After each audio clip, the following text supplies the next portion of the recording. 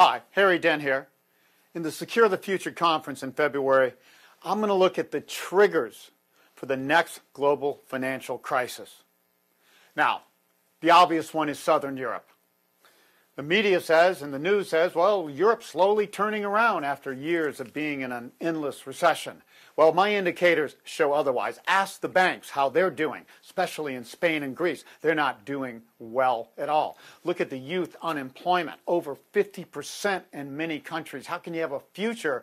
I mean, the youth are going to start leaving. They have started leaving countries like Greece and Spain. You may never get these people back. So we don't see a turnaround in Europe, but there is a bigger factor, and it's called China. And China's in your part of the world, and China is the second largest country in the world and the fastest in growth by far, even faster than India. Now, what's wrong in China? The government drives that economy. Up to 50% of the GDP comes from government investment. They are overbuilding infrastructures, bridges, roads, trains, train stations, everything. Residential housing, condos. They say we're printing money in countries like the United States and Europe. They're printing condos like crazy. Commercial real estate. Everything. There's 25% vacancies in condos in China, and they're still overbuilding 3 times household formation.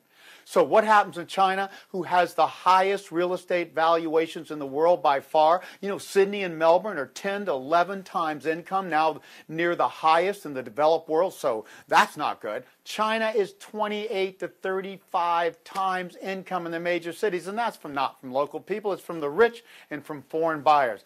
China's bubble is going to burst. I've studied bubbles all throughout history. This is the greatest bubble I've ever seen. And when it does burst, it's going to be like an elephant falling over.